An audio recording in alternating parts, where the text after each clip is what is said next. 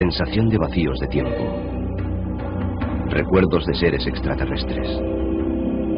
Los raptos por parte de extraterrestres son uno de los fenómenos más desconcertantes del siglo XX. A veces se les llama encuentros en la cuarta fase. Y se dice que ocurren cuando alienígenas trasladan humanos a un ovni. Durante los últimos 30 años ha habido cientos y cientos de sucesos que piden a gritos una explicación. Un leñador afirma que seres del espacio le raptaron en el bosque y le volvieron a dejar junto a la carretera 5 días más tarde.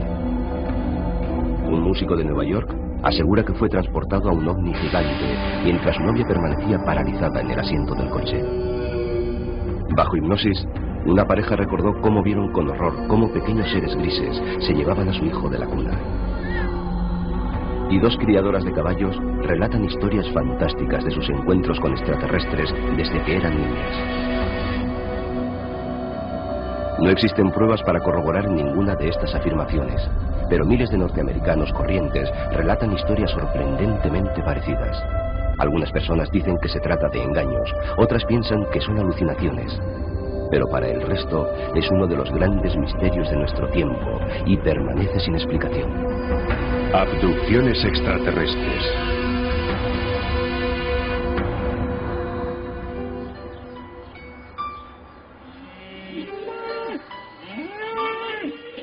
Uno de los casos más famosos y controvertidos ocurrió cerca de Snowflake, Arizona, el 5 de noviembre de 1975, en una época en la que había pocos casos declarados de rapto por extraterrestres. La vida del leñador Travis Walton jamás volvería a ser la misma. Esta es su historia. Había sido una jornada larga y dura. Acabábamos de terminar el trabajo. Estaba cansado y deseando ponerme en camino a casa. La cuadrilla había trabajado hasta después de la puesta del sol, con la esperanza de completar antes de la primera nevada el trabajo que su jefe, Mike Rogers, había contratado. Travis, Mike y 5 leñadores más subieron en la camioneta. Regresaban en ella a la ciudad cuando, según cuentan, sucedió algo muy extraño. Lo vimos nada más pasar los árboles que estaban entre nosotros y aquella cosa. Flotaba en el aire a menos de 30 metros de distancia. Fue... no sé cómo decirlo. Rebasamos los árboles y allí estaba. Ver aquello te dejaba atontado. Él fue el único en salir de la camioneta. Yo no tenía intención de salir. Al principio me comporté como un fanfarrón. Pensaba que aquello se iba a marchar antes de que me acercara. Pero cuanto más me acercaba, más comprendía que no se iba a mover. Empecé a pensar que aquello no era una buena idea. Le grité para que regresara. ¿Qué demonios haces? Aquello parecía peligroso. Decidí que lo mejor era irme de allí corriendo. Me giré y algo me golpeó. Salió algo del fondo de aquella cosa y le golpeó en la cabeza y en la zona del pecho. Era algo parecido a una explosión de luz. No sé lo que sucedió después. Perdí por completo el sentido. A sus compañeros les entró el pánico y huyeron dejando a Travis inmóvil en el suelo. Cuando regresaron algunos minutos más tarde, la nave extraterrestre había desaparecido. Comenzaron a buscar a Travis. Éramos leñadores, tipos duros, o al menos eso pensábamos. Cuando bajamos de la camioneta nos juntamos en una piña frente a las luces del vehículo y comenzamos a buscar a Travis. Íbamos pegados unos a otros muertos de miedo. Yo tenía tanto miedo que sentía náuseas. No lograron encontrar a Travis. Al día siguiente, su historia apareció en todos los periódicos. Los habitantes de la ciudad organizaron patrullas de búsqueda y peinaron grandes extensiones del bosque en busca de Travis. Cuando la búsqueda no reveló ningún indicio sobre su paradero, el sheriff Marlin Gillespie sospechó que se trataba de un engaño. Estaba más inclinado a creer que se trataba de algún tipo de delito violento. Pensaba que alguno acabaría por irse de la lengua y contar qué había ocurrido. Los cotilleos de la ciudad apuntaban hacia Mike Rogers y los miembros de la cuadrilla. Para limpiar sus nombres decidieron someterse a la prueba del polígrafo. 5 de ellos superaron la prueba. El resultado del sexto se calificó de no concluyente. Travis dice que 5 días después de su desaparición, despertó junto a la carretera a pocos kilómetros del lugar donde se había desvanecido. Se acercó tambaleando hasta un teléfono y llamó a casa. Cuando me enteré de cuánto tiempo había pasado, me quedé tan sorprendido que estuve como en estado catatónico durante un rato. Estos dibujos, realizados por el jefe de la cuadrilla, Mike Rogers, ilustran el relato de Travis sobre lo que ocurrió durante los 5 días que duró su desaparición. Travis recuerda que se despertó en una nave espacial, tumbado sobre la mesa de una sala esterilizada y con un fuerte dolor en la parte superior del cuerpo. Dice que se encontró de pronto mirando de frente a la cara a unas criaturas horribles. Fue la visión más aterradora que he tenido en mi vida. Tenían un aspecto similar al humano, 2 brazos, 2 piernas, etc. Sus facciones eran en cierto modo similares a las humanas, pero no eran humanos. Sus ojos parecía que podían ver en mi interior. Mostraban una cierta indiferencia hacia mí que me producía pánico. Travis dice que se sentó y les gritó que se alejaran de él. Cogió un objeto que tenía al lado, lo agitó contra las criaturas y éstas abandonaron la habitación. Les gritaba todo tipo de amenazas. Estaba dispuesto a pelear con ellos para salir de allí. Travis cuenta que le llevaron a una habitación abombada que parecía un planetario. Apretó los botones de una silla que parecía estar en medio del espacio y pudo ver las estrellas. Una criatura con aspecto humano le guió a otra sala en la que había criaturas similares a ella. Dice que finalmente le llevaron a un hangar donde había 3 naves espaciales más pequeñas. Dios mío, recuerda que pensó, puede que la Tierra esté a millones de kilómetros. Durante los más de 20 años que han pasado desde el presunto rapto extraterrestre, ninguno de los leñadores ha cambiado su versión sobre los hechos, pese a la presión de los medios de comunicación y las ofertas económicas a cambio de una confesión. Pero la duda persiste. Creo que los individuos a los que sometimos a la prueba del polígrafo vieron algo que pensaron que era un ovni. Respecto a Travis Walton, no creo que le llevaran a un ovni. Pero sí creo que él de verdad cree que fue así.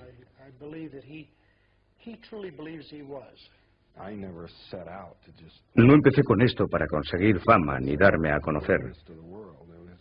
Cuando regresé, la noticia se conocía en todo el mundo. El anonimato habría sido imposible.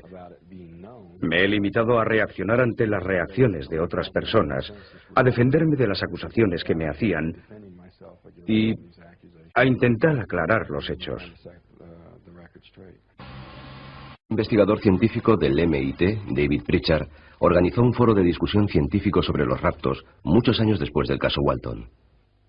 No está convencido de que estén probados los casos de abducciones extraterrestres. Es posible que sea cierto que esos casos se deban a la actuación de extraterrestres, pero solo lo creeré, y no hablo únicamente como científico, solo lo creeré de verdad si encuentro pruebas físicas de ello. El premio Nobel de Física Leon Lederman coincide con otros escépticos al afirmar que Travis preparó un elaborado engaño para conseguir el dinero y fama. Inventarse una historia es lo más sencillo del mundo. Debemos ser escépticos en esos asuntos. ¿Por qué se inventa alguien una cosa así? Lo hace por dinero. Teniendo en cuenta todos los aspectos de la historia que hay que aceptar sin pruebas, es mucho más fácil creer que lo que el tipo busca es sacar dinero. Tengo que luchar contra el impacto emocional de la situación por la que he pasado, mientras me enfrento a personas irracionales y escépticas. Gente que se empeña en atacarme sin ni siquiera conocer los hechos. Pese a que la historia de Travis Walton fue llevada al cine en una película basada en su libro, Travis asegura haber sacado muy poco beneficio económico de su experiencia. El resultado financiero neto ha sido negativo. El resultado neto en mi vida ha sido negativo. No disfruto con la fama ni la notoriedad. Preferiría que no hubiera ocurrido. Travis sigue convencido de que su experiencia fue real. Al argumento de que no existen pruebas empíricas de que ocurriera, Travis responde que tampoco las hay de que no ocurriera.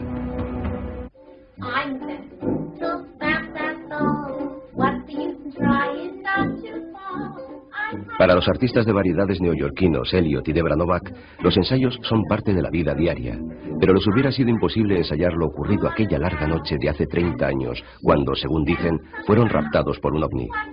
Están comenzando a aceptar todas las implicaciones de su historia, unas veces con temor y otras con asombro. Recuerdo que pensaba, si quieren llevarnos, vayámonos con ellos. Guardo una memoria clara de lo ocurrido, porque me sentí decepcionado cuando terminó. No me sentí aliviado cuando acabó. Quería que la experiencia continuara, pero me encontré de vuelta en Nueva York.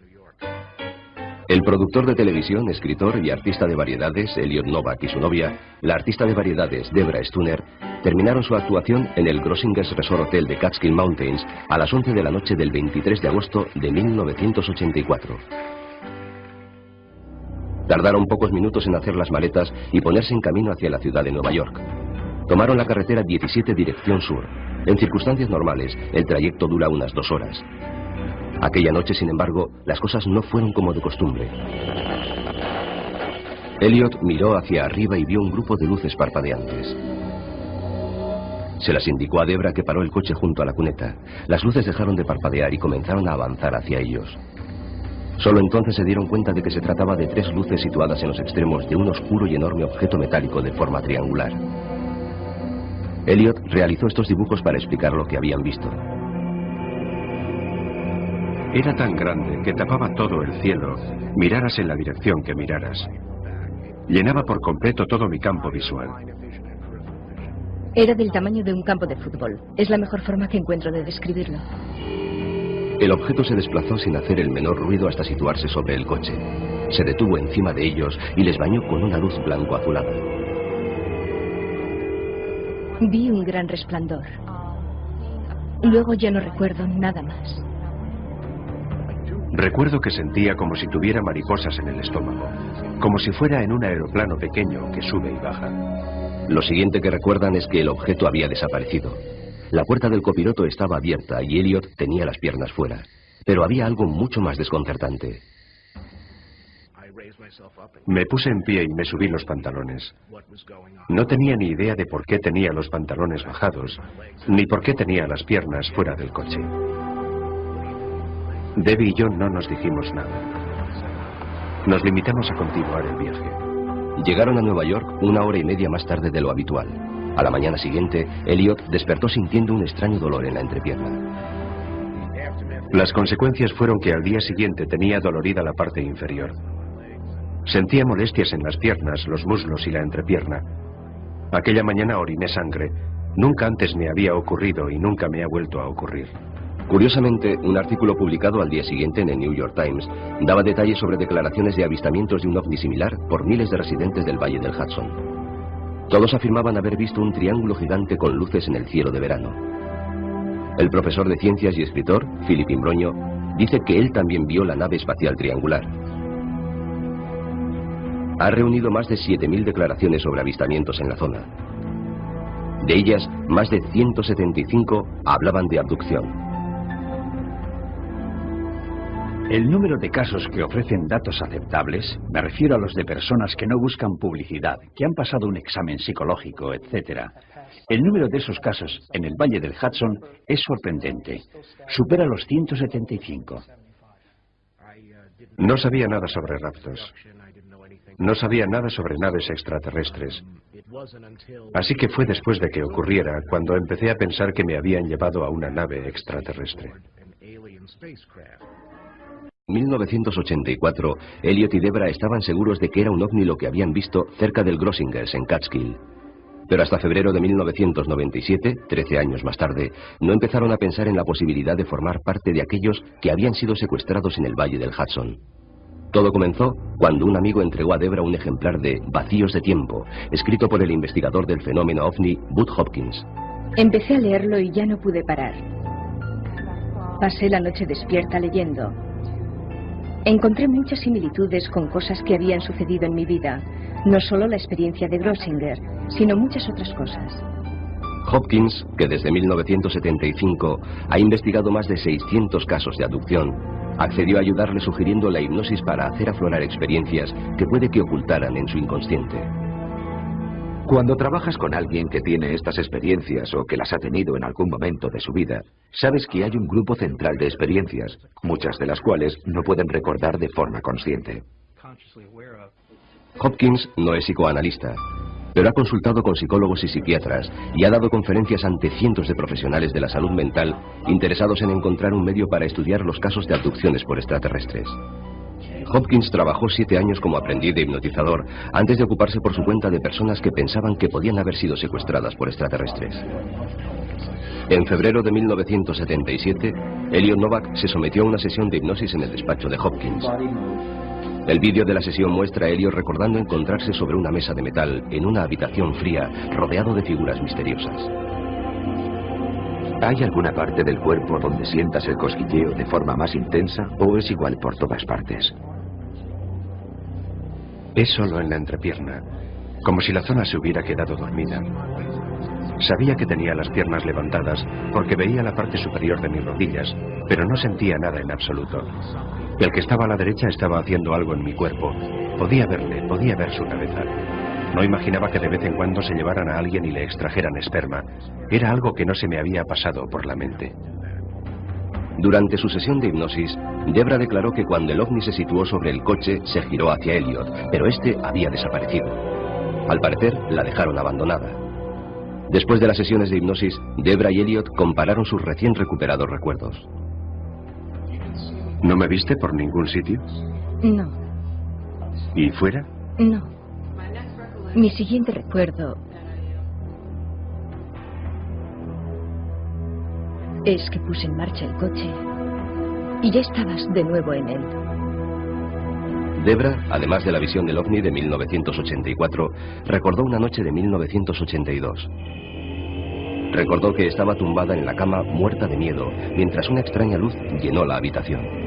Esa vez fue a ella y no a Elliot a quien se llevaron. Contó detalles escalofriantes de lo que según ella pasó a bordo de la nave extraterrestre. ¿Sientes algo diferente en el abdomen? Sí. ¿Qué sientes de diferente en el abdomen? Descríbemelo. Sucedió hace mucho tiempo. No va a pasar nada. Voy a poner mis manos sobre tu cabeza. Tranquilízate. Tienen una... ¿Qué tiene? Habla con claridad. Una aguja. Una aguja. ¿Una aguja? ¿Dónde está la aguja? Siente mi mano en tu frente. Está dentro de mí. Oh, Dios mío. Me duele. Los detractores dicen que la gente inventa abducciones cuando está en estado de hipnosis y que los hipnotizadores implantan historias de raptos en las personas que resultan mentalmente vulnerables. Miembros de la propia comunidad de investigación del fenómeno ovni reconocen que tal manipulación es posible. El psicólogo Stuart Appel dice que la hipnosis también puede crear recuerdos falsos. Estos recuerdos falsos pueden resultar completamente convincentes para el individuo que ha sido hipnotizado. Debido a eso, la hipnosis debe practicarse con mucho cuidado y solo por personas expertas para evitar crear recuerdos falsos. Sobre todo recuerdos que puedan afectar gravemente a la propia identidad o a la forma de percibir el mundo. David Jacobs, investigador del fenómeno de los secuestros, está de acuerdo. Ha dirigido cientos de sesiones de hipnosis y opina que quienes investigan los secuestros deberían desarrollar un sistema científico estándar. Cualquiera puede hipnotizar a otra persona siempre que esa otra persona quiera que la hipnoticen. El problema es que la gente puede inventar historias, decir cosas que no son ciertas. La memoria puede fallar, incluso en circunstancias favorables. Bud Hopkins afirma que los extraterrestres borran o eliminan de los secuestrados los recuerdos de experiencias ocurridas durante el secuestro y que la hipnosis, bajo la supervisión de expertos, ha resultado muy efectiva. No se trata de algo como la represión inconsciente de un recuerdo que se da en personas que no pueden recordar algún hecho traumático que sabemos les ha ocurrido. Es algo que parece haber sido borrado desde el exterior. Hopkins dice que mediante la hipnosis provoca un estado similar al creado por los extraterrestres, que contrarresta su efecto. Recupera recuerdos que en su opinión les habían sido borrados. El periodista C.D.B. Bryant, que ha escrito libros sobre el tema, no cree que las abducciones sean reales, pero ha visto a Hopkins hipnotizar a varios abducidos y defiende su método. Me ha permitido verle intentar influir sobre el hipnotizado para demostrarme que no puedes hacerles decir algo que no quieran decir. La mayor crítica que se hace a la hipnosis es que el hipnotizado intenta complacer al hipnotizador o simplemente inventa cosas. Yo no he visto que ocurra eso. Mientras los escépticos y los investigadores debaten posibles explicaciones al fenómeno de las abducciones, Elliot da su opinión sobre el tema. Al final todo el mundo acabará por reconocerlo. Ocurre con demasiada frecuencia y le ocurre a gente que pensaba que jamás les ocurriría a ellos. No se trata de invenciones de un grupo de lunáticos, pero no puedes demostrárselo a la gente que no te cree. Lo único que puedes hacer es esperar. Es la naturaleza humana. Hasta que no se den de bruces con ello, no te lo negan. Nos ha ocurrido a nosotros, que somos gente corriente, y le puede ocurrir a cualquiera. No quería creer que me había ocurrido a mí, pero así había sido.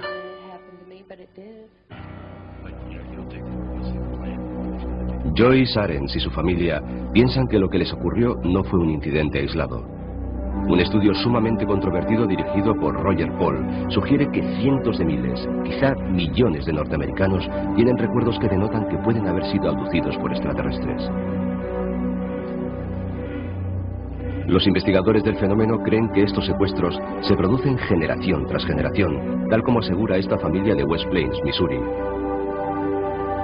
Su historia comienza una noche de otoño de 1976 en la supuesta seguridad del hogar.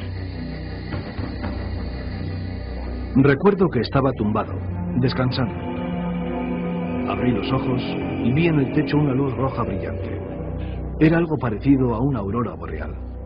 Dan y Joyce cuentan que salvo por la extraña luz, que dicen tenía entre metro y medio de diámetro, la habitación estaba a oscuras. Dicen que flotaba sobre la cuna que había a los pies de su cama y en la que dormía su hija de 1 año, Heather. Dan dice que cuando intentó levantarse, descubrió que estaba paralizado. Es la sensación más aterradora que he sentido en mi vida. No podía moverme. Le gritaba que me ayudara porque no podía moverme. No sabía que él también estaba paralizado. Cuando por fin pudimos sentarnos en la cama, pregunté, ¿qué demonios ha sido eso?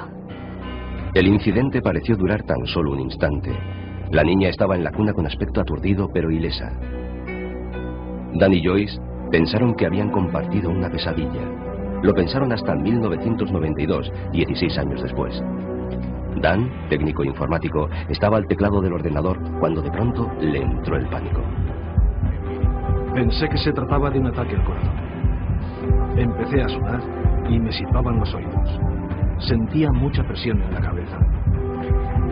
Dan acudió de inmediato a un hospital, donde los médicos le examinaron y le hicieron radiografías.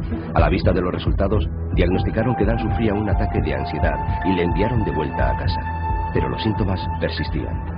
Era terrible verle en aquel estado. Estaba tan asustado que no podía salir de casa. Tras 6 semanas de terror continuo, Dan se sentó frente al televisor intentando relajarse.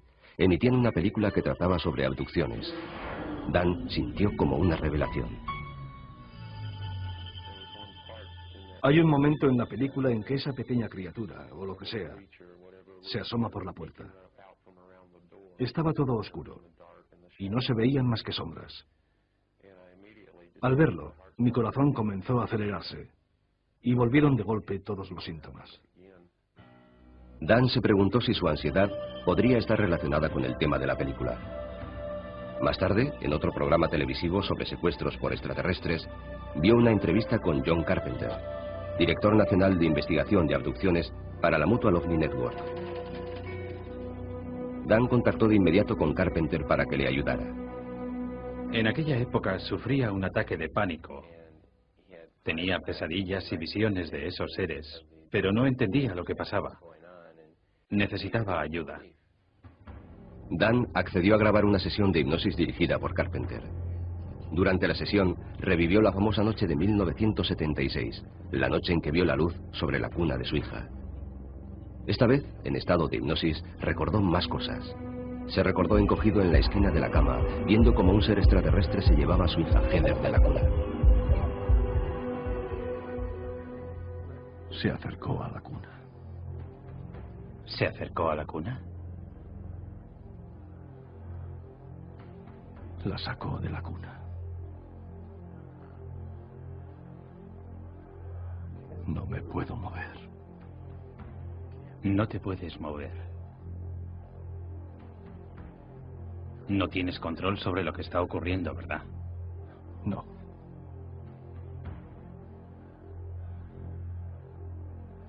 ¿Qué ves ahora? Se la lleva. Se la lleva. En su sesión de hipnosis, Joyce, la esposa de Dan, recordó los mismos sucesos.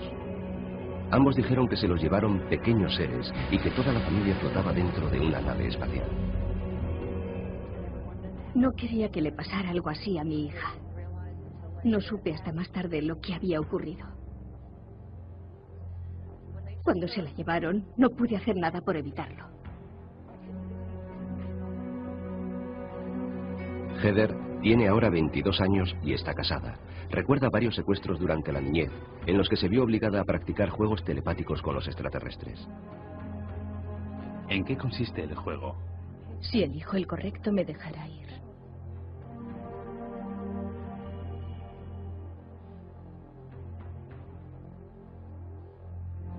¿Cómo te sientes? Quiero irme a casa. ¿Y qué te dice él sobre eso? Que si elijo el correcto, podré irme. La familia Arens cree que los extraterrestres, además de inmiscuirse en la vida de su hija, ahora visitan también a uno de sus nietos. Les llama a los amiguitos que vienen a jugar al cuarto. Dijo que quería ver cómo se iba la nave. No puedo decirle que no es real porque es real.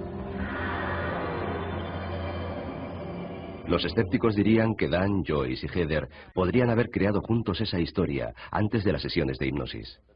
En ese caso habrían sabido cómo responder ante las preguntas trampa que les hicimos y las sugestiones que yo les provoqué. Además, hay muchos detalles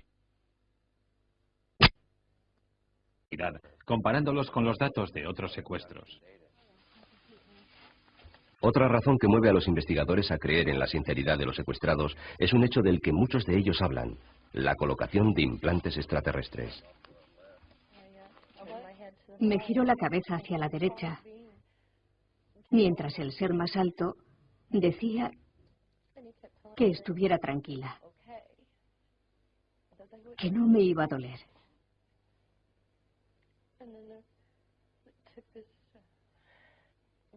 Cogió una aguja muy larga y me la metió por la nariz. Cerré los ojos, oí un chasquido y sentí una gran sensación de calma. Se ha recuperado alguno de estos supuestos implantes. El científico del MIT, David Pritchard, ha examinado la composición de uno de esos denominados implantes en el laboratorio y asegura que no hay ninguna prueba física de actividad extraterrestre.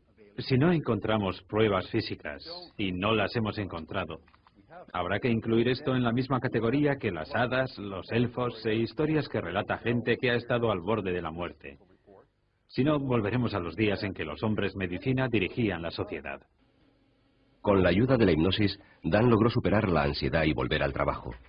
Lo que antes le parecía de fuera de este mundo, forma ahora parte de su vida diaria. Si es como una enfermedad que se produce en la mente de la gente, ¿por qué no hay médicos, o quien sea, intentando buscar un remedio?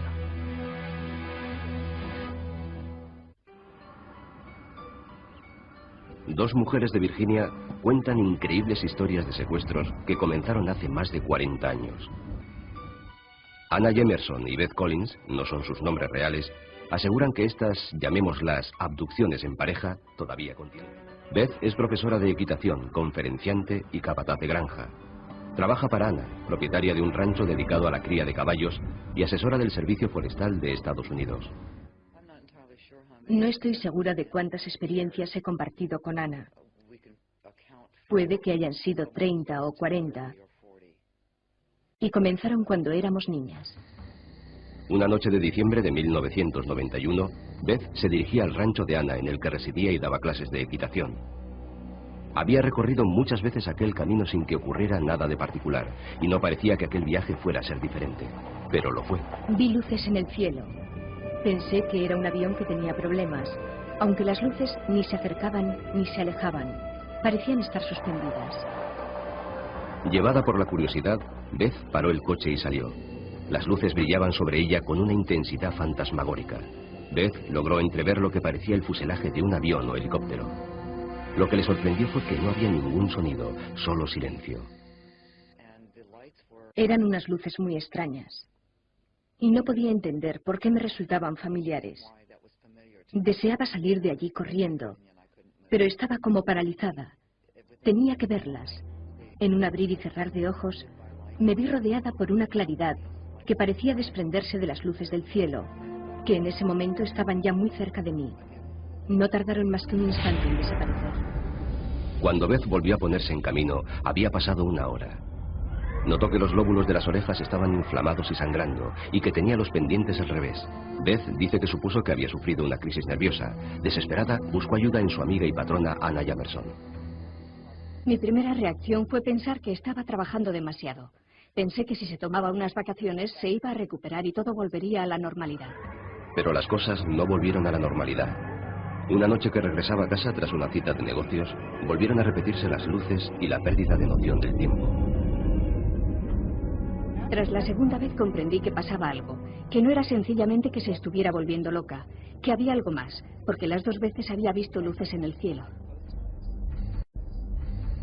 Por aquella época, Anna no sabía mucho sobre ovnis. Beth y ella habían visto una vez luces extrañas sobre el granero, pero no pensaron mucho en ello. Ahora empezaba a preocuparse. Sabía que era algo que nos superaba a las dos. Lo único que se me ocurrió hacer fue buscar ovni en la guía de teléfonos, y eso fue lo que hice. Fue ella, una mujer equilibrada y escéptica, la que encontró la Fundación para la Investigación de los OVNIs, aquí, en la ciudad de Washington. Anna habló finalmente con uno de los líderes de la organización, Richard Hall. Después de reunirse con ellas, Hall accedió a estudiar el caso de Beth.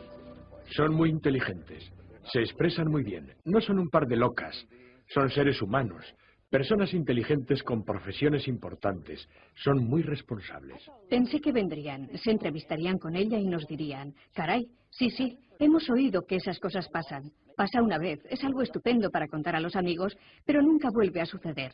Por desgracia, no fue eso lo que nos dijeron. Hall no se definió sobre el caso. Pese a lo que él opinaba, no excluyó ninguna de las razones que podían estar detrás de los sucesos. Tengo una larga experiencia en este tema, la investigación sobre casos de apariciones de ovnis. Hace tiempo que estoy convencido de que recibimos visitantes de algún lugar que desconocemos. Es quizá un primer paso, o tal vez solo estén jugando con nosotros. Hall sugirió a Beth que se sometiera a una sesión de hipnosis. La regresión desató en ella un río de recuerdos. Surgieron también imágenes aterradoras de otras abducciones. Estaba tumbada de espaldas sobre una mesa. Tenía la cabeza sujeta. Vi cómo aquel instrumento bajaba hacia mi cara. No me lo podía creer. Estaba aterrorizada. Cuando me di cuenta de que pretendían sacarme el globo ocular con aquella especie de tridente, no podía creer lo que estaba ocurriendo. Beth asegura que pudo sentir cómo le sacaban el globo ocular de la cuenca y que resultó sumamente doloroso. Los extraterrestres seguían a lo suyo sin prestarle atención. Hicieron algo detrás del globo ocular. Algún tipo de operación. Podía sentirlo, pero por supuesto no podía verlo. Después, no sé cómo, volvieron a colocar el globo ocular en la cuenca. Los relatos de Beth eran inquietantes. Viendo la fuerte reacción de Anna ante ellos, Hall sugirió a Anna que se sometiera también a sesiones de hipnosis. Lo primero que vi ante mis ojos, en la sesión de hipnosis, me hizo gritar. Regresé al momento en que empezaron los dolores de cabeza. Vi unos enormes ojos negros justo delante de mí. Las escenas retrospectivas perturbadoras, los sueños y recuerdos parciales, muchos de ellos referidos a inquietantes actos médicos, son algo típico en aquellos que creen haber sido abducidos. Parecía que me colocaban sondas y algún tipo de inyecciones y que sacaban algo de la parte posterior de mi cabeza, de mi cerebro. Me introdujeron algo por la nariz, me reventaron el tímpano. Tenía agujeros en la cabeza, detrás de las orejas. Me inyectaron cosas a través de las venas de los brazos. Los escépticos sobre el tema de los secuestros suelen resaltar lo rudimentario de los actos médicos descritos por Anna y otros presuntos abducidos. ¿No es esto una prueba de que son imaginaciones de la mente humana? En todos los casos, lo que la gente describe son síntesis de su propia experiencia. Ya sabe, los fogonazos de luz, la luz cegadora, el rayo que los eleva, etc. Son cosas que conocen previamente. Una civilización realmente avanzada quizá no actuaría así. Los escépticos se preguntan también por qué iban a invertir los extraterrestres tiempo y esfuerzo en experimentos tan triviales. Si de verdad existieran, no necesitarían raptar a la gente. Podrían saber todo lo que quisieran a partir de la gota de sangre de una persona. En el caso de Beth y Anna, al igual que en el de otras abducciones que hemos investigado en la zona, han aparecido pruebas físicas. Hemos visto marcas características en los cuerpos. Los detractores dicen que las marcas a las que Hall se refiere pueden ser vulgares cicatrices y no son pruebas convincentes de contactos con extraterrestres. De hecho, el propio Hall admite que no hay pruebas físicas que ofrezcan una certeza científica. Hasta los propios abducidos tienen sus dudas. Dudo continuamente de la validez de mis experiencias. Dudo de todo lo que recuerdo, porque la memoria nos puede a veces engañar. No creo probable que vayamos a encontrar pronto esa prueba absolutamente científica, en el sentido estricto de la expresión, que la gente pide. Aún sin pruebas, Beth y Anna aseguran que entre las dos han sufrido más de un centenar de secuestros. Creen que han sido abducidas juntas con frecuencia. Nos ha ocurrido lo mismo en las mismas noches. Cuando nos secuestraban, pasábamos juntas por el mismo programa, pero ha habido veces en que me han secuestrado a mí y a ella no, y viceversa. Otras veces que nos secuestraban juntas y nos separaban durante el experimento, y luego regresábamos también separadas. Juntas o separadas, Beth y Anna dicen que hay algo que parece cierto. Los raptos continúan. La gente que dice haber sido abducida recuerda muchos actos médicos similares. Según Beth Collins y Anna Jamerson, los experimentos incluían embarazos inducidos por los extraterrestres.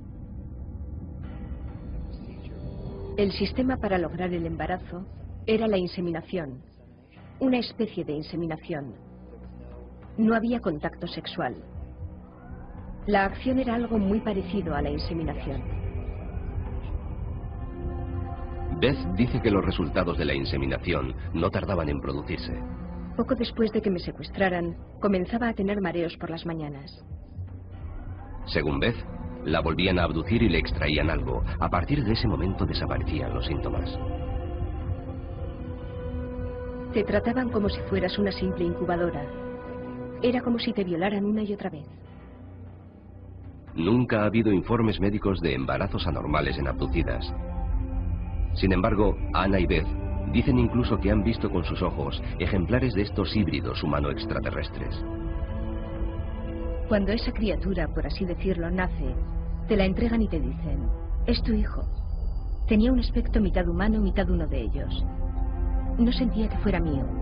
No me sentía identificada con aquello. Recuerdo que me presentaban criaturas que decían que eran mías y querían que las tuviera en mis brazos. Yo me negaba y las dejaba caer. Tanto los escépticos como los creyentes se preguntan por qué querrían los extraterrestres manipular de forma tan agresiva las vidas de Beth y Anna. Anna dice que ha tenido visiones de la destrucción de la Tierra por terremotos, huracanes e incendios. Dice que los extraterrestres le han dado un curso intensivo para aprender a pilotar sus naves y supone que esto le permitirá abandonar el planeta si sus terribles visiones se cumplen. Aquí es donde aprendí a pilotar la nave. A controlar la nave. Dijeron que me estaban preparando para ir a otro lugar. No sé si se trata de otro planeta, una nave o qué. Solo sé que es a otro sitio. Beth reza porque terminen las abducciones. Cuando estoy muy asustada, tengo la típica respuesta humana. Digo, oh Dios, sácame de aquí. Si me salvas de esto, haré lo que me pidas. Sea cual sea la verdadera naturaleza de la experiencia que describen como abducciones, Ana y Beth son dos más de las muchas personas que en este país y en todo el mundo intentan desesperadamente comprender el misterio que se ha apoderado de sus vidas. Me enfado con ellos, pero quiero saber más. Quiero saber por qué hacen esto. Quiero saber por qué nos hacen esto a mí y a mi familia. ¿Por qué hacen esto a tanta gente? Creo que es más lo que podemos aprender de ellos que lo que debemos temer de ellos. Además, ¿qué vamos a hacer? ¿Escondernos en una cueva y confiar en que no vengan a buscarnos? Incluso aquellos que no tienen relación directa con las abducciones pueden verse atrapados por el misterio. Se sienten tentados por el presentimiento de una realidad nueva. Después de 2 años inmerso en un asunto como este, te sientes tremendamente afectado. Casi todos los días, cuando estoy en la calle, miro hacia arriba deseando que esa luz que veo no sea un avión o la luna. Muchos estudiosos del tema están convencidos de que las abducciones tienen que ser reales, no tienen la menor duda. La gente desaparece sin dejar rastro. Se avisa a la policía, se organizan patrullas de búsqueda, las madres gritan angustiadas ¿dónde está mi hijo? Todo esto forma parte del fenómeno de las abducciones. Además, la gente regresa con marcas en el cuerpo, con cicatrices en el cuerpo que no tenían el día anterior o una hora antes. Los científicos que han estudiado el fenómeno de las abducciones no están convencidos de que sean reales, dudan de muchas de las pruebas. Muchos de esos sujetos presuntamente abducidos presentan cicatrices extrañas, pero en la mayoría de los casos no recuerdan el origen de dichas cicatrices. Otros hablan de implantes, pero cuando se ha extraído alguno de esos implantes, no ha aparecido nada inusual. Considerando la falta de pruebas, aquellos que afirman que los extraterrestres son reales y que hay muchas pruebas físicas de ello, no quieren enfrentarse a los hechos. Se comportan de forma muy irresponsable. Dejando a un lado la naturaleza de las pruebas, el fenómeno de las abducciones desafía la explicación dada tanto por los creyentes como por los escépticos. Por ejemplo, pruebas psicológicas y médicas han demostrado que las personas que dicen haber sido abducidas no son más propensas a las fantasías ni más sugestionables que el resto de las personas. Tampoco padecen más trastornos del sueño ni más problemas de personalidad múltiple. Así que no hay más remedio que regresar al punto del que partimos, los propios abducidos. Hay miles y miles de personas de todo el mundo que afirman haber sido abducidas por extraterrestres. Todas ellas son plenamente conscientes de que hacer una afirmación así es una locura. Todos los humanos que son abducidos por extraterrestres sufren un trauma grave. Mi opinión acerca de los abducidos era, si se me permite la expresión, que estaban locos como cabras. Ahora siento mucha más compasión y respeto por lo que están pasando. No creo que estén locos como cabras. Al mismo tiempo, no puedo decir que crea con toda sinceridad que han sido secuestrados por extraterrestres. El físico Lederman no opina así. Para él, el hecho de que se hable de abducciones por extraterrestres es un síntoma de la urgente necesidad de información científica que hay en nuestra cultura. Hace que redoble mi esfuerzo por introducir la educación científica en los parvularios, primer ciclo, segundo ciclo, todo el proceso hasta la enseñanza secundaria. Creo que es fundamental elevar el nivel de comprensión científica del ciudadano medio. Sé lo que he visto. Y no hay nadie en este mundo que me pueda decir que no he visto lo que he visto. Los he visto, los he tocado, he estado con ellos.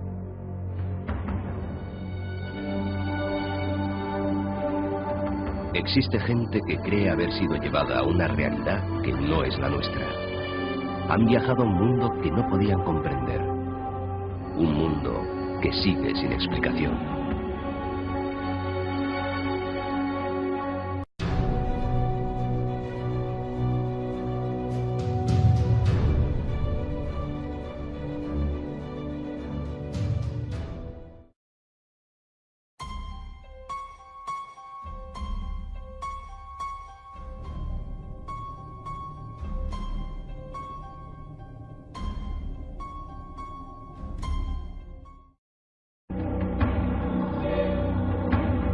Luces extrañas, sensación de vacíos de tiempo, recuerdos de seres extraterrestres. Los raptos por parte de extraterrestres son uno de los fenómenos más desconcertantes del siglo XX. A veces se les llama encuentros en la cuarta fase. Y se dice que ocurren cuando alienígenas trasladan humanos a un ovni. Durante los últimos 30 años ha habido cientos y cientos de sucesos que piden a gritos una explicación. Un leñador afirma que seres del espacio le raptaron en el bosque y le volvieron a dejar junto a la carretera 5 días más tarde. Un músico de Nueva York asegura que fue transportado a un ovni gigante mientras su novia permanecía paralizada en el asiento del coche. Bajo hipnosis, una pareja recordó cómo vieron con horror cómo pequeños seres grises se llevaban a su hijo de la cuna. Y 2 criadoras de caballos relatan historias fantásticas de sus encuentros con extraterrestres desde que eran niñas.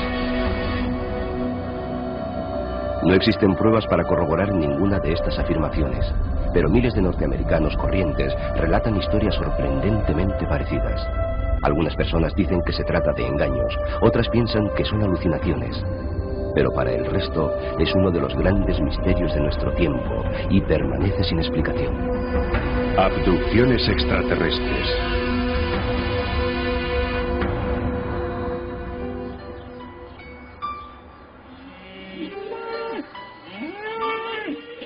Uno de los casos más famosos y controvertidos ocurrió cerca de Snowflake, Arizona, el 5 de noviembre de 1975, en una época en la que había pocos casos declarados de rapto por extraterrestres. La vida del leñador Travis Walton jamás volvería a ser la misma. Esta es su historia. Había sido una jornada larga y dura. Acabábamos de terminar el trabajo. Estaba cansado y deseando ponerme en camino a casa. La cuadrilla había trabajado hasta después de la puesta del sol, con la esperanza de completar antes de la primera nevada el trabajo que su jefe, Mike Rogers, había contratado. Travis, Mike y 5 leñadores más subieron en la camioneta. Regresaban en ella a la ciudad cuando, según cuentan, sucedió algo muy extraño. Lo vimos nada más pasar los árboles que estaban entre nosotros y aquella cosa. Flotaba en el aire a menos de 30 metros de distancia. Fue... no sé cómo decirlo. Rebasamos los árboles y allí estaba. Ver aquello te dejaba atontado. Él fue el único en salir de la camioneta. Yo no tenía intención de salir. Al principio me comporté como un fanfarrón.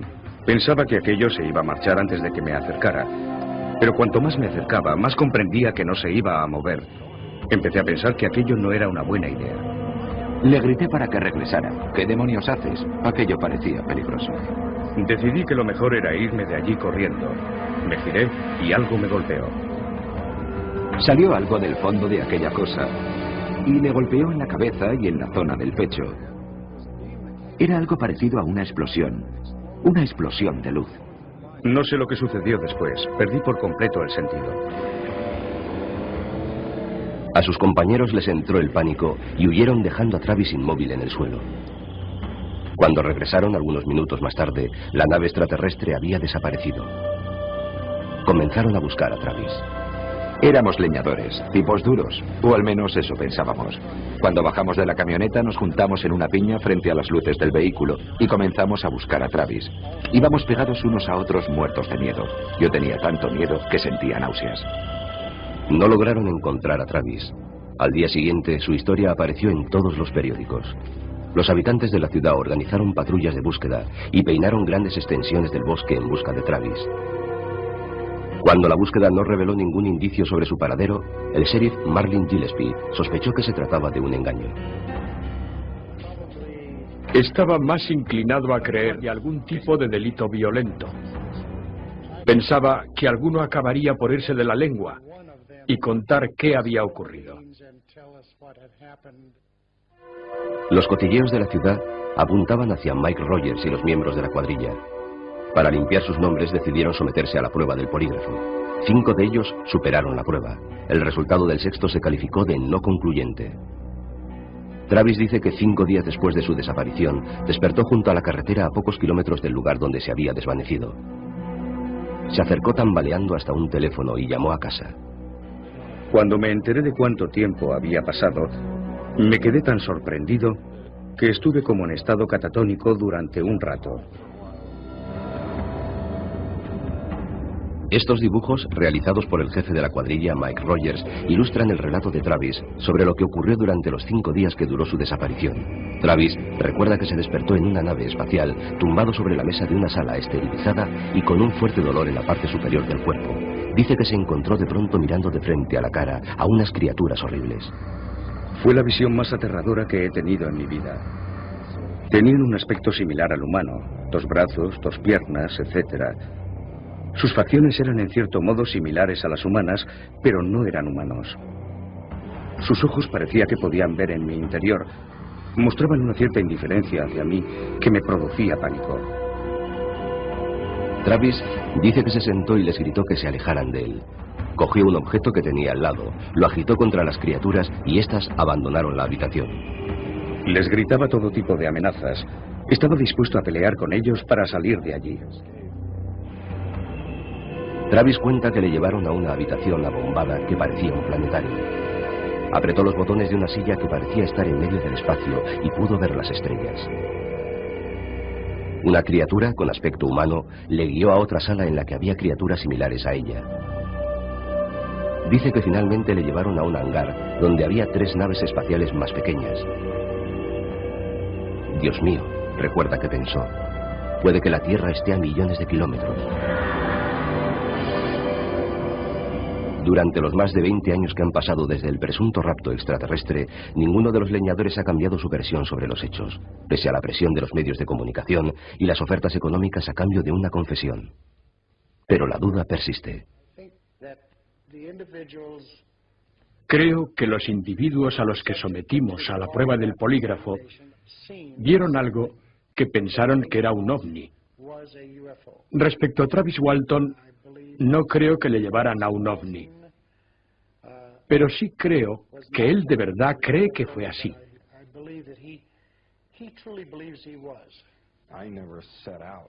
No empecé con esto para conseguir fama ni darme a conocer.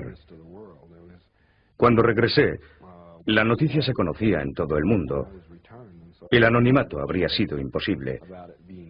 Me he limitado a reaccionar ante las reacciones de otras personas, a defenderme de las acusaciones que me hacían y a intentar aclarar los hechos. Investigador científico del MIT, David Pritchard, organizó un foro de discusión científico sobre los raptos muchos años después del caso Walton. No está convencido de que estén probados los casos de abducciones extraterrestres. Es posible que sea cierto que esos casos se deban a la actuación de extraterrestres, pero solo lo creeré, y no hablo únicamente como científico, solo lo creeré de verdad si encuentro pruebas físicas de ello. El premio Nobel de Física Leon Lederman coincide con otros escépticos al afirmar que Travis preparó un elaborado engaño para conseguir dinero y fama. Inventarse una historia es lo más sencillo del mundo.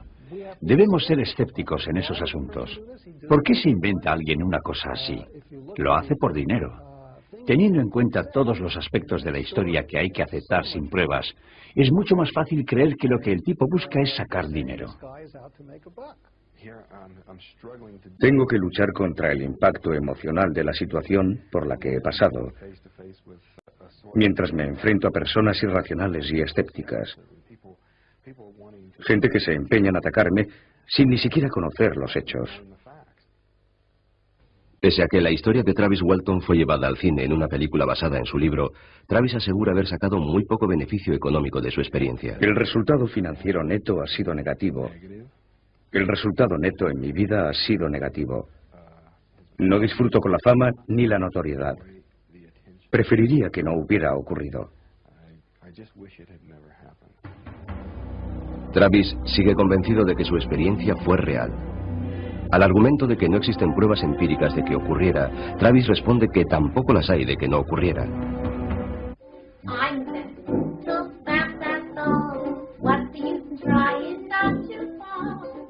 Para los artistas de variedades neoyorquinos Elliot y Debra Novak, los ensayos son parte de la vida diaria, pero les hubiera sido imposible ensayar lo ocurrido aquella larga noche de hace 30 años, cuando, según dicen, fueron raptados por un ovni. Están comenzando a aceptar todas las implicaciones de su historia, unas veces con temor y otras con asombro. Recuerdo que pensaba, si quieren llevarnos, vayámonos con ellos. Guardo una memoria clara de lo ocurrido, porque me sentí decepcionado cuando terminó. No me sentí aliviado cuando acabó. Quería que la experiencia continuara, pero me encontré de vuelta en Nueva York.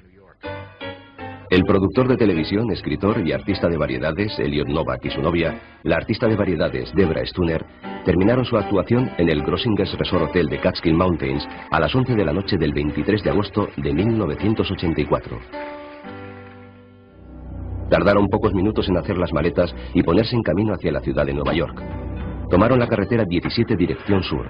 En circunstancias normales, el trayecto dura unas 2 horas. Aquella noche, sin embargo, las cosas no fueron como de costumbre. Elliot miró hacia arriba y vio un grupo de luces parpadeantes. Se las indicó a Debra, que paró el coche junto a la cuneta. Las luces dejaron de parpadear y comenzaron a avanzar hacia ellos. Solo entonces se dieron cuenta de que se trataba de 3 luces situadas en los extremos de un oscuro y enorme objeto metálico de forma triangular. Elliot realizó estos dibujos para explicar lo que habían visto. Era tan grande que tapaba todo el cielo, miraras en la dirección que miraras. Llenaba por completo todo mi campo visual. Era del tamaño de un campo de fútbol. Es la mejor forma que encuentro de describirlo. El objeto se desplazó sin hacer el menor ruido hasta situarse sobre el coche. Se detuvo encima de ellos y les bañó con una luz blanco-azulada. Vi un gran resplandor. Luego ya no recuerdo nada más. Recuerdo que sentía como si tuviera mariposas en el estómago, como si fuera en un aeroplano pequeño que sube y baja. Lo siguiente que recuerdan es que el objeto había desaparecido. La puerta del copiloto estaba abierta y Elliot tenía las piernas fuera. Pero había algo mucho más desconcertante. Me puse en pie y me subí los pantalones.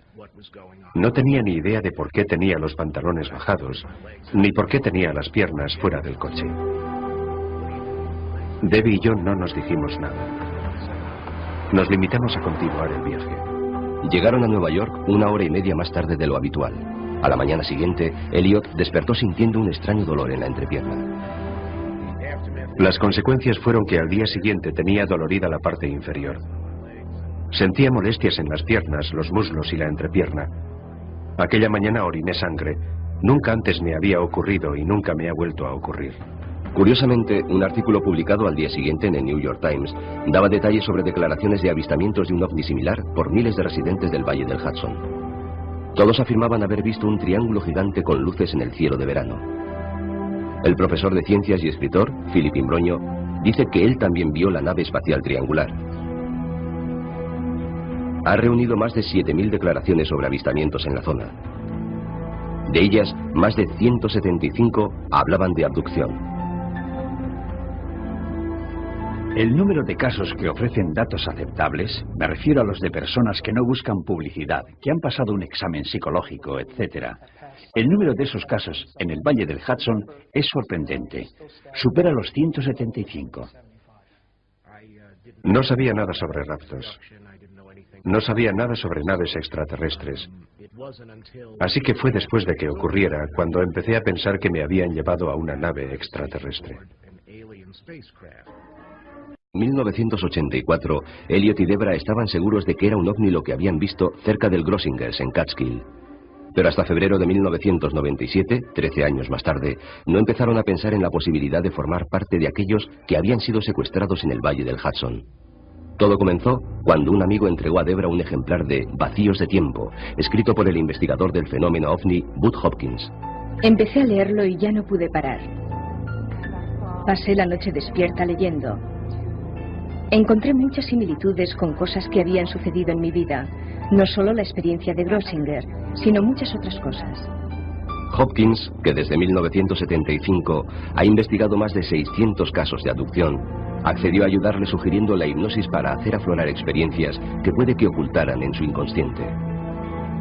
Cuando trabajas con alguien que tiene estas experiencias o que las ha tenido en algún momento de su vida, sabes que hay un grupo central de experiencias, muchas de las cuales no pueden recordar de forma consciente. Hopkins no es psicoanalista, pero ha consultado con psicólogos y psiquiatras y ha dado conferencias ante cientos de profesionales de la salud mental interesados en encontrar un medio para estudiar los casos de abducciones por extraterrestres. Hopkins trabajó 7 años como aprendiz de hipnotizador antes de ocuparse por su cuenta de personas que pensaban que podían haber sido secuestradas por extraterrestres. En febrero de 1977, Elliot Novak se sometió a una sesión de hipnosis en el despacho de Hopkins. El vídeo de la sesión muestra a Elliot recordando encontrarse sobre una mesa de metal en una habitación fría rodeado de figuras misteriosas. ¿Hay alguna parte del cuerpo donde sientas el cosquilleo de forma más intensa o es igual por todas partes? Es solo en la entrepierna, como si la zona se hubiera quedado dormida.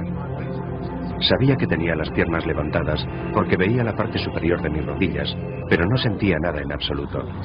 El que estaba a la derecha estaba haciendo algo en mi cuerpo. Podía verle, podía ver su cabeza.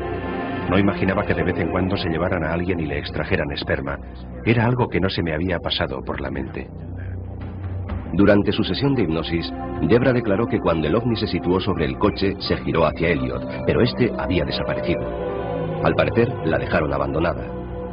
Después de las sesiones de hipnosis, Debra y Elliot compararon sus recién recuperados recuerdos.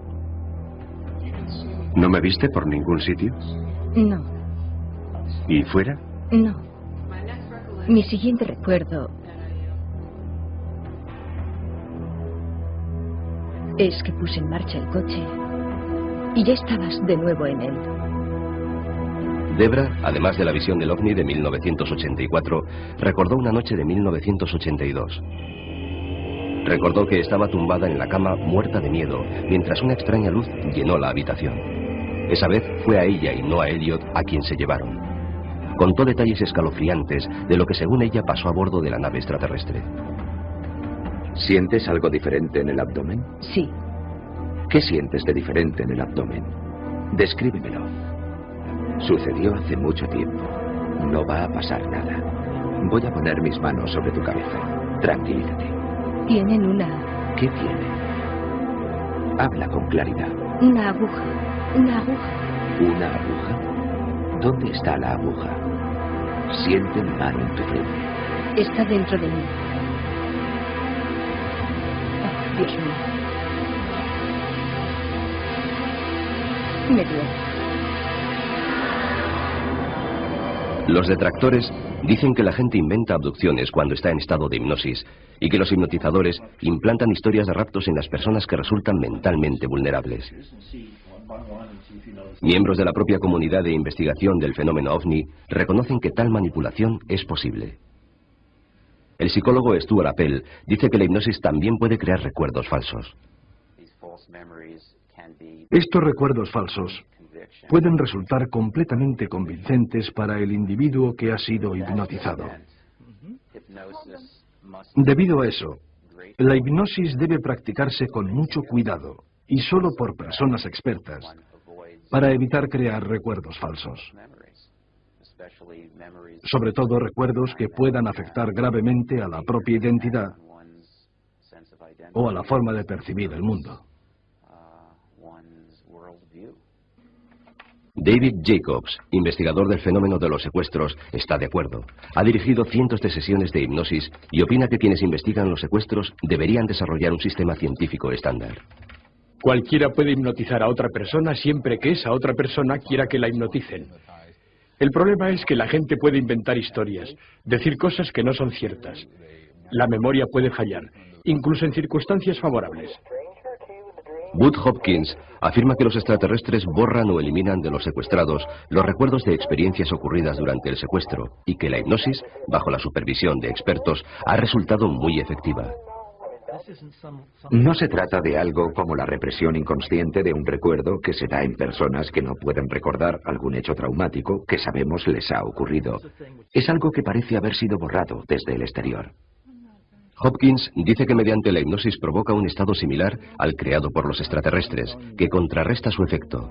Recupera recuerdos que en su opinión les habían sido borrados.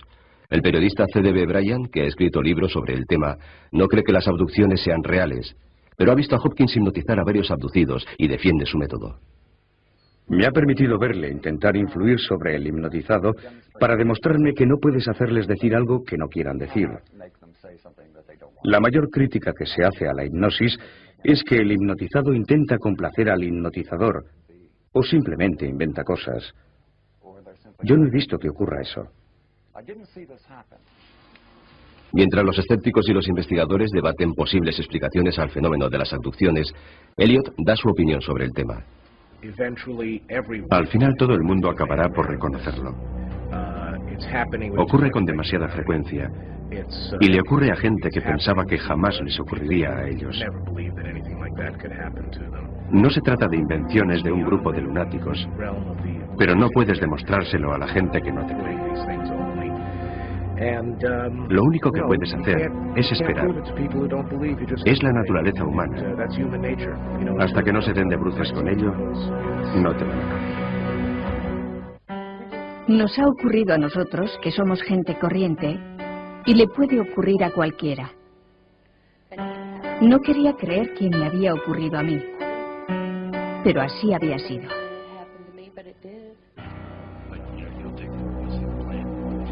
Joyce Arends y su familia piensan que lo que les ocurrió no fue un incidente aislado.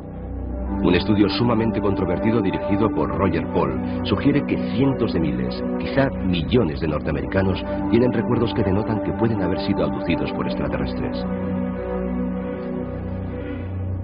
Los investigadores del fenómeno creen que estos secuestros se producen generación tras generación, tal como asegura esta familia de West Plains, Missouri. Su historia comienza una noche de otoño de 1976 en la supuesta seguridad del hogar. Recuerdo que estaba tumbado, descansando. Abrí los ojos y vi en el techo una luz roja brillante. Era algo parecido a una aurora boreal. Dan y Joyce cuentan que salvo por la extraña luz, que dicen tenía entre metro y medio de diámetro, la habitación estaba a oscuras.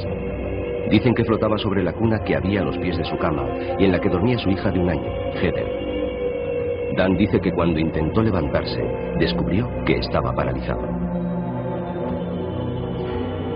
Es la sensación más aterradora que he sentido en mi vida. No podía moverme. Le gritaba que me ayudara porque no podía moverme. No sabía que él también estaba paralizado. Cuando por fin pudimos sentarnos en la cama, pregunté, ¿qué demonios ha sido eso? El incidente pareció durar tan solo un instante. La niña estaba en la cuna con aspecto aturdido pero ilesa. Dan y Joyce pensaron que habían compartido una pesadilla. Lo pensaron hasta 1992, 16 años después. Dan, técnico informático, estaba al teclado del ordenador cuando de pronto le entró el pánico. Pensé que se trataba de un ataque al corazón. Empecé a sudar y me silbaban los oídos. Sentía mucha presión en la cabeza. Dan acudió de inmediato a un hospital, donde los médicos le examinaron y le hicieron radiografías. A la vista de los resultados, diagnosticaron que Dan sufría un ataque de ansiedad y le enviaron de vuelta a casa. Pero los síntomas persistían. Era terrible verle en aquel estado. Estaba tan asustado que no podía salir de casa. Tras 6 semanas de terror continuo, Dan se sentó frente al televisor intentando relajarse. Emitían una película que trataba sobre abducciones. Dan sintió como una revelación. Hay un momento en la película en que esa pequeña criatura, o lo que sea, se asoma por la puerta. Estaba todo oscuro y no se veían más que sombras. Al verlo, mi corazón comenzó a acelerarse y volvieron de golpe todos los síntomas. Dan se preguntó si su ansiedad podría estar relacionada con el tema de la película. Más tarde, en otro programa televisivo sobre secuestros por extraterrestres, vio una entrevista con John Carpenter, director nacional de investigación de abducciones para la Mutual OVNI Network. Dan contactó de inmediato con Carpenter para que le ayudara. En aquella época sufría un ataque de pánico. Tenía pesadillas y visiones de esos seres, pero no entendía lo que pasaba. Necesitaba ayuda. Dan accedió a grabar una sesión de hipnosis dirigida por Carpenter.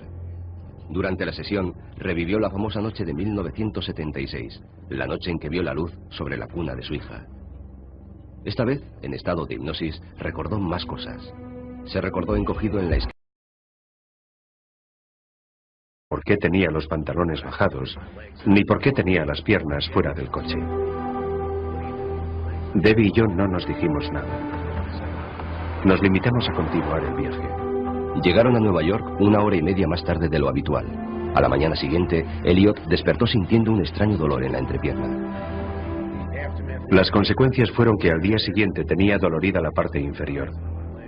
Sentía molestias en las piernas, los muslos y la entrepierna. Aquella mañana oriné sangre. Nunca antes me había ocurrido y nunca me ha vuelto a ocurrir. Curiosamente, un artículo publicado al día siguiente en el New York Times daba detalles sobre declaraciones de avistamientos de un ovni similar por miles de residentes del Valle del Hudson. Todos afirmaban haber visto un triángulo gigante con luces en el cielo de verano. El profesor de ciencias y escritor, Philip Imbroño, dice que él también vio la nave espacial triangular. Ha reunido más de 7.000 declaraciones sobre avistamientos en la zona. De ellas, más de 175 hablaban de abducción. El número de casos que ofrecen datos aceptables, me refiero a los de personas que no buscan publicidad, que han pasado un examen psicológico, etc. El número de esos casos en el Valle del Hudson es sorprendente. Supera los 175. No sabía nada sobre raptos. No sabía nada sobre naves extraterrestres. Así que fue después de que ocurriera cuando empecé a pensar que me habían llevado a una nave extraterrestre. En 1984, Elliot y Debra estaban seguros de que era un ovni lo que habían visto cerca del Grossinghers, en Catskill. Pero hasta febrero de 1997, 13 años más tarde, no empezaron a pensar en la posibilidad de formar parte de aquellos que habían sido secuestrados en el Valle del Hudson. Todo comenzó cuando un amigo entregó a Debra un ejemplar de Vacíos de tiempo, escrito por el investigador del fenómeno ovni, Bud Hopkins. Empecé a leerlo y ya no pude parar. Pasé la noche despierta leyendo.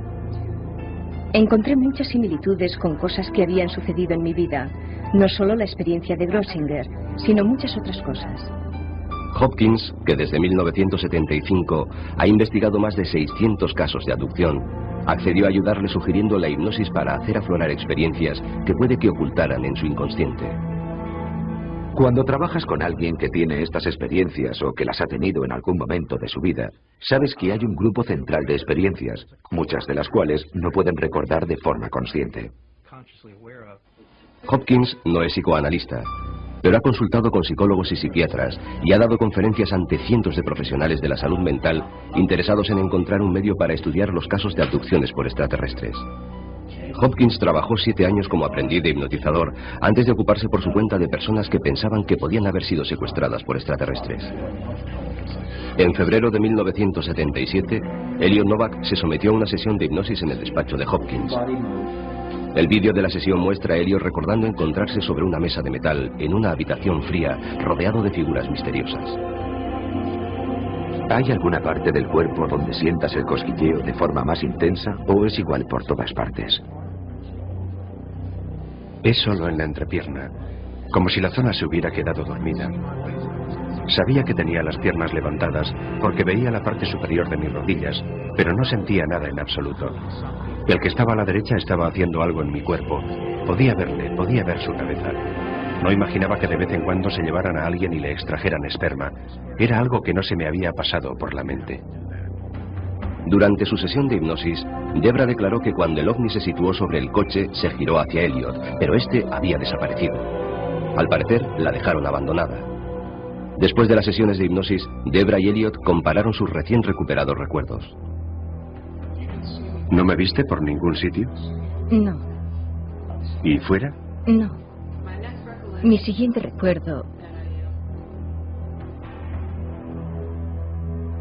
es que puse en marcha el coche y ya estabas de nuevo en él. Debra, además de la visión del ovni de 1984, recordó una noche de 1982. Recordó que estaba tumbada en la cama muerta de miedo, mientras una extraña luz llenó la habitación. Esa vez fue a ella y no a Elliot a quien se llevaron. Contó detalles escalofriantes de lo que según ella pasó a bordo de la nave extraterrestre. ¿Sientes algo diferente en el abdomen? Sí. ¿Qué sientes de diferente en el abdomen? Descríbemelo. Sucedió hace mucho tiempo. No va a pasar nada. Voy a poner mis manos sobre tu cabeza. Tranquilízate. Tienen una... ¿Qué tiene? Habla con claridad. Una aguja. Una aguja. ¿Una aguja? ¿Dónde está la aguja? Siente mi mano en tu frente. Está dentro de mí. Oh, Dios mío. Me duele. Los detractores dicen que la gente inventa abducciones cuando está en estado de hipnosis y que los hipnotizadores implantan historias de raptos en las personas que resultan mentalmente vulnerables. Miembros de la propia comunidad de investigación del fenómeno ovni reconocen que tal manipulación es posible. El psicólogo Stuart Appel dice que la hipnosis también puede crear recuerdos falsos.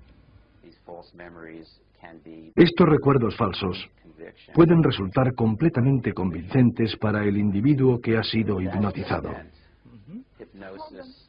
Debido a eso, la hipnosis debe practicarse con mucho cuidado y solo por personas expertas para evitar crear recuerdos falsos. Sobre todo recuerdos que puedan afectar gravemente a la propia identidad o a la forma de percibir el mundo. David Jacobs, investigador del fenómeno de los secuestros, está de acuerdo. Ha dirigido cientos de sesiones de hipnosis y opina que quienes investigan los secuestros deberían desarrollar un sistema científico estándar. Cualquiera puede hipnotizar a otra persona siempre que esa otra persona quiera que la hipnoticen. El problema es que la gente puede inventar historias, decir cosas que no son ciertas. La memoria puede fallar, incluso en circunstancias favorables. Bud Hopkins afirma que los extraterrestres borran o eliminan de los secuestrados los recuerdos de experiencias ocurridas durante el secuestro y que la hipnosis, bajo la supervisión de expertos, ha resultado muy efectiva. No se trata de algo como la represión inconsciente de un recuerdo que se da en personas que no pueden recordar algún hecho traumático que sabemos les ha ocurrido. Es algo que parece haber sido borrado desde el exterior. Hopkins dice que mediante la hipnosis provoca un estado similar al creado por los extraterrestres, que contrarresta su efecto. Recupera recuerdos que en su opinión les habían sido borrados. El periodista C.D.B. Bryant, que ha escrito libros sobre el tema, no cree que las abducciones sean reales, pero ha visto a Hopkins hipnotizar a varios abducidos y defiende su método. Me ha permitido verle intentar influir sobre el hipnotizado para demostrarme que no puedes hacerles decir algo que no quieran decir. La mayor crítica que se hace a la hipnosis es que el hipnotizado intenta complacer al hipnotizador o simplemente inventa cosas. Yo no he visto que ocurra eso. Mientras los escépticos y los investigadores debaten posibles explicaciones al fenómeno de las abducciones, Elliot da su opinión sobre el tema. Al final todo el mundo acabará por reconocerlo.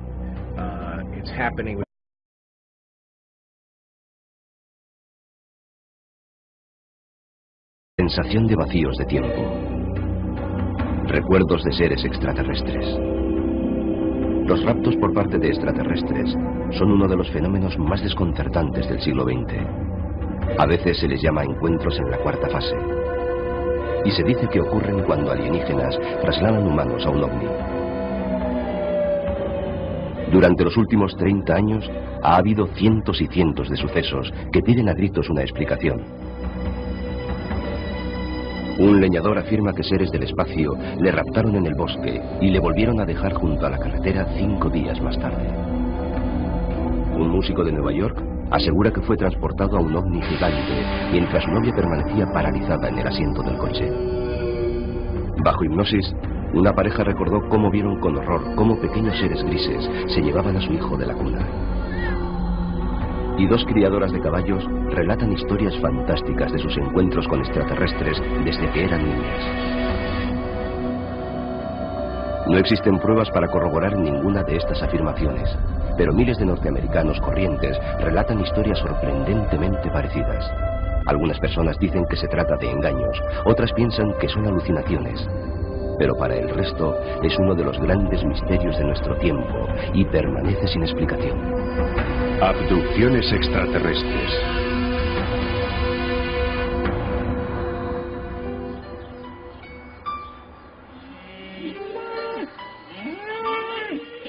Uno de los casos más famosos y controvertidos ocurrió cerca de Snowflake, Arizona, el 5 de noviembre de 1975, en una época en la que había pocos casos declarados de rapto por extraterrestres. La vida del leñador Travis Walton jamás volvería a ser la misma. Esta es su historia. Había sido una jornada larga y dura. Acabábamos de terminar el trabajo. Estaba cansado y deseando ponerme en camino a casa. La cuadrilla había trabajado hasta después de la puesta del sol, con la esperanza de completar antes de la primera nevada el trabajo que su jefe, Mike Rogers, había contratado. Travis, Mike y 5 leñadores más subieron en la camioneta. Regresaban en ella a la ciudad cuando, según cuentan, sucedió algo muy extraño.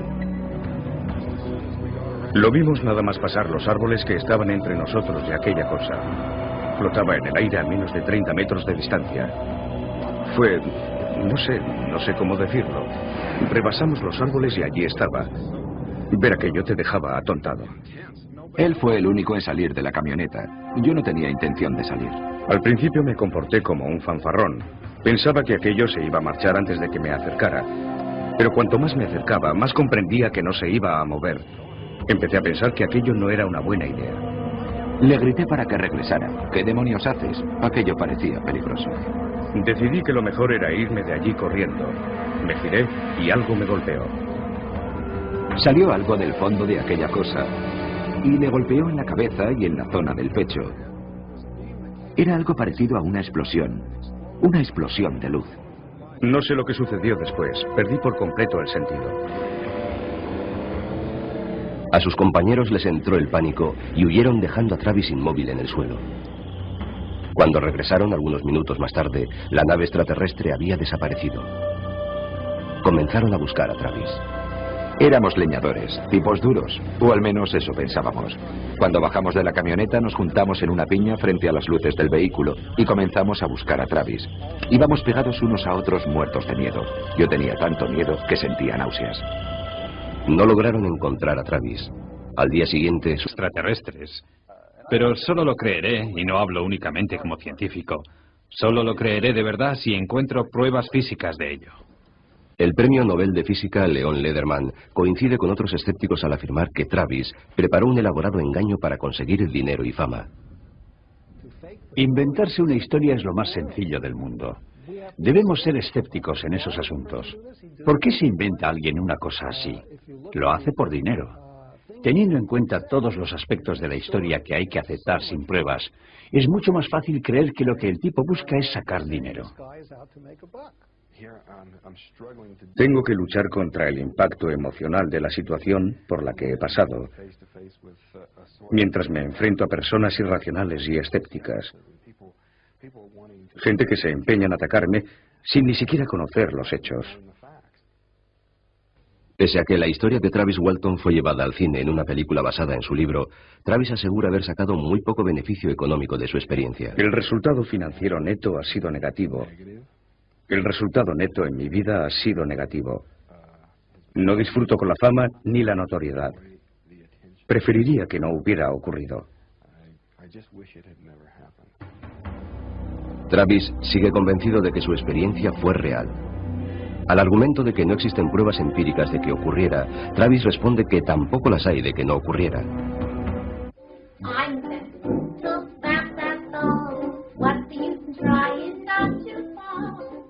Para los artistas de variedades neoyorquinos Elliot y Debra Novak, los ensayos son parte de la vida diaria, pero les hubiera sido imposible ensayar lo ocurrido aquella larga noche de hace 30 años, cuando, según dicen, fueron raptados por un ovni.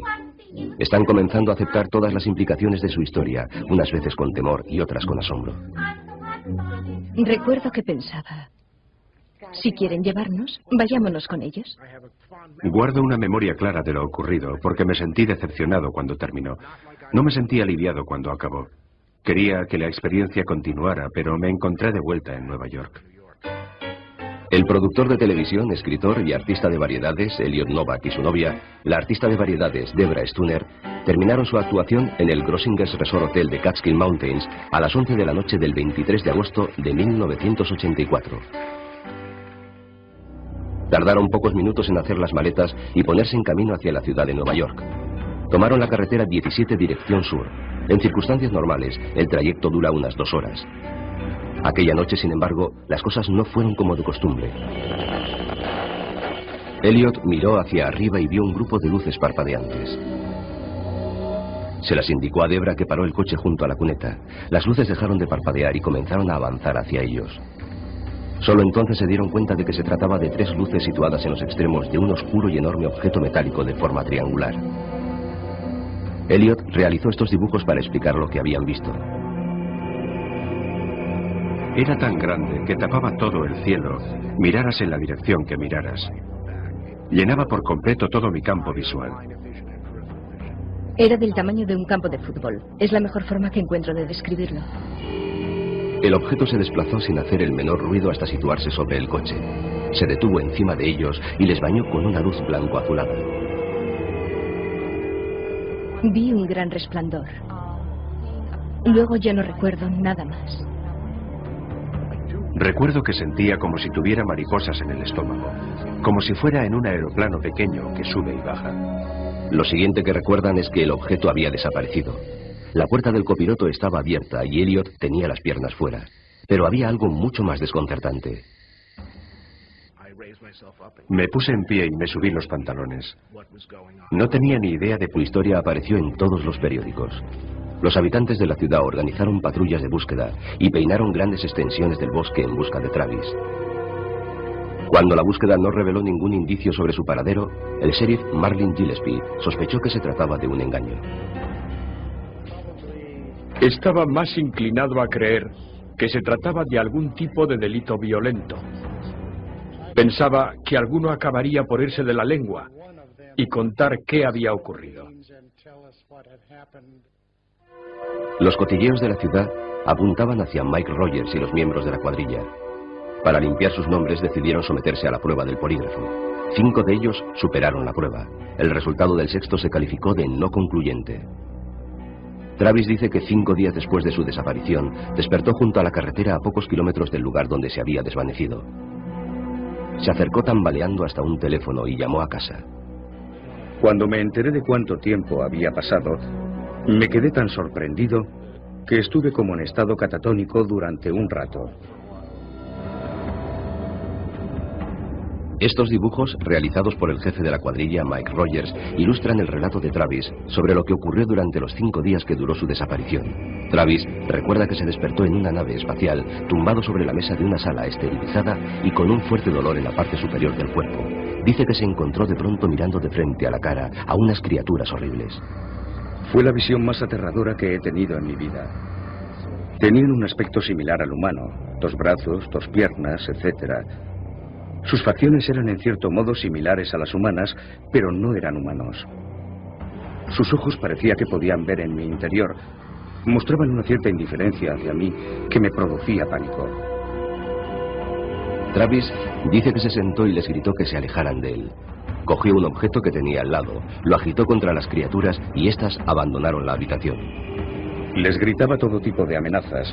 Estaba dispuesto a pelear con ellos para salir de allí. Travis cuenta que le llevaron a una habitación abombada que parecía un planetario. Apretó los botones de una silla que parecía estar en medio del espacio y pudo ver las estrellas. Una criatura con aspecto humano le guió a otra sala en la que había criaturas similares a ella. dice que finalmente le llevaron a un hangar donde había 3 naves espaciales más pequeñas. Dios mío, recuerda que pensó, puede que la Tierra esté a millones de kilómetros.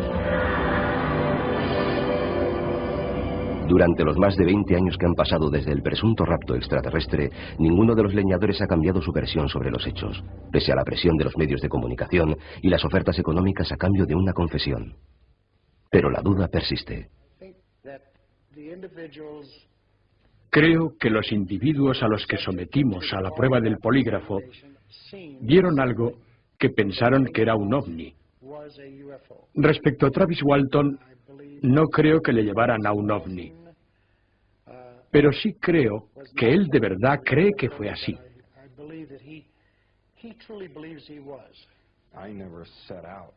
No empecé con esto para conseguir fama ni darme a conocer. Cuando regresé, la noticia se conocía en todo el mundo. El anonimato habría sido imposible. Me he limitado a reaccionar ante las reacciones de otras personas, a defenderme de las acusaciones que me hacían y a intentar aclarar los hechos. Un investigador científico del MIT, David Pritchard, organizó un foro de discusión científico sobre los raptos muchos años después del caso Walton. No está convencido de que estén probados los casos de abducciones extraterrestres. Es posible que sea cierto que esos casos se deban a la actuación de... que sentía náuseas. No lograron encontrar a Travis. Al día siguiente, su historia apareció en todos los periódicos. Los habitantes de la ciudad organizaron patrullas de búsqueda y peinaron grandes extensiones del bosque en busca de Travis. Cuando la búsqueda no reveló ningún indicio sobre su paradero, el sheriff Marlin Gillespie sospechó que se trataba de un engaño. Estaba más inclinado a creer que se trataba de algún tipo de delito violento. Pensaba que alguno acabaría por irse de la lengua y contar qué había ocurrido. Los cotilleos de la ciudad apuntaban hacia Mike Rogers y los miembros de la cuadrilla. Para limpiar sus nombres decidieron someterse a la prueba del polígrafo. 5 de ellos superaron la prueba. El resultado del sexto se calificó de no concluyente. Travis dice que 5 días después de su desaparición, despertó junto a la carretera a pocos kilómetros del lugar donde se había desvanecido. Se acercó tambaleando hasta un teléfono y llamó a casa. Cuando me enteré de cuánto tiempo había pasado, me quedé tan sorprendido que estuve como en estado catatónico durante un rato.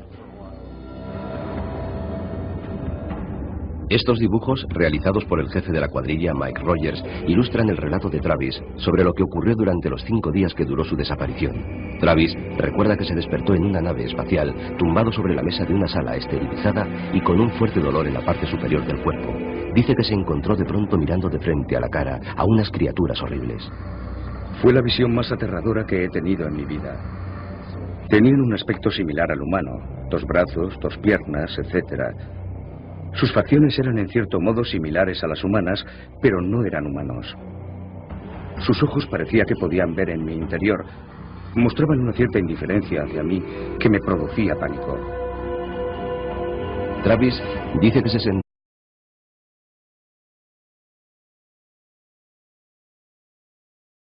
sensación de vacíos de tiempo. Recuerdos de seres extraterrestres. Los raptos por parte de extraterrestres son uno de los fenómenos más desconcertantes del siglo XX. A veces se les llama encuentros en la 4ª fase. Y se dice que ocurren cuando alienígenas trasladan humanos a un ovni. Durante los últimos 30 años ha habido cientos y cientos de sucesos que piden a gritos una explicación. Un leñador afirma que seres del espacio le raptaron en el bosque y le volvieron a dejar junto a la carretera 5 días más tarde.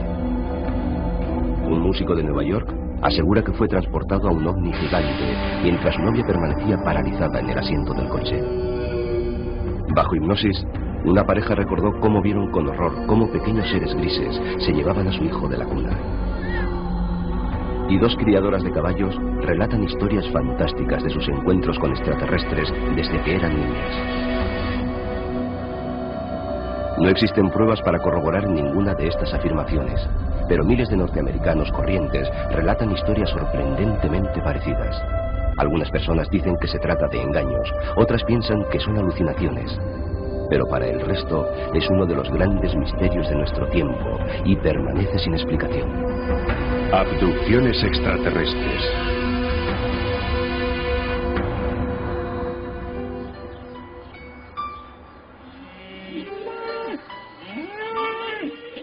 Uno de los casos más famosos y controvertidos ocurrió cerca de Snowflake, Arizona, el 5 de noviembre de 1975, en una época en la que había pocos casos declarados de rapto por extraterrestres.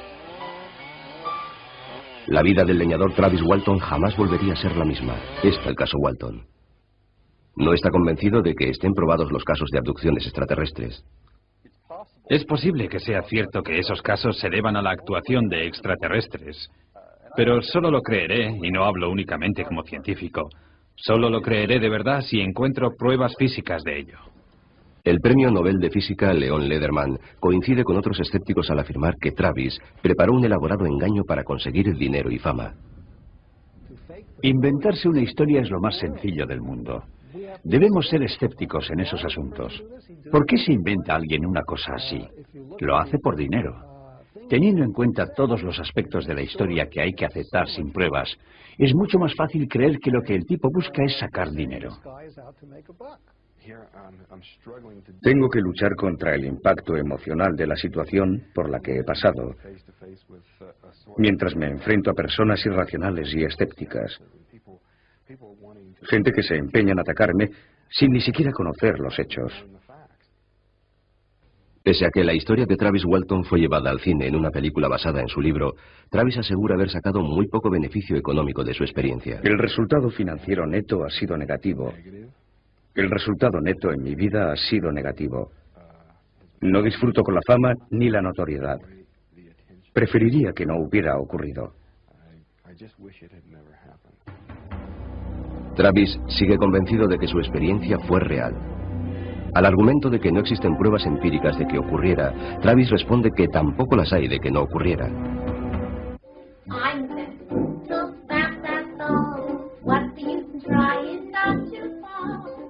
Para los artistas de variedades neoyorquinos Elliot y Debra Novak, los ensayos son parte de la vida diaria, pero les hubiera sido imposible ensayar lo ocurrido aquella larga noche de hace 30 años, cuando, según dicen, fueron rató y les gritó que se alejaran de él. Cogió un objeto que tenía al lado, lo agitó contra las criaturas y éstas abandonaron la habitación. Les gritaba todo tipo de amenazas. Estaba dispuesto a pelear con ellos para salir de allí. Travis cuenta que le llevaron a una habitación abombada que parecía un planetario. Apretó los botones de una silla que parecía estar en medio del espacio y pudo ver las estrellas. Una criatura con aspecto humano le guió a otra sala en la que había criaturas similares a ella.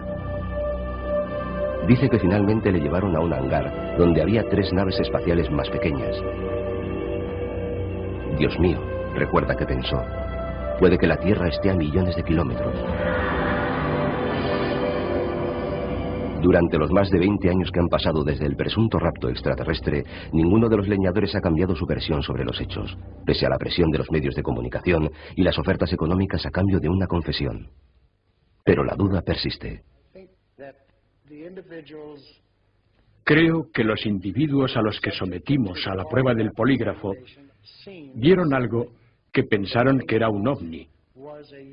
Respecto a Travis Walton, no creo que le llevaran a un ovni. Pero sí creo que él de verdad cree que fue así.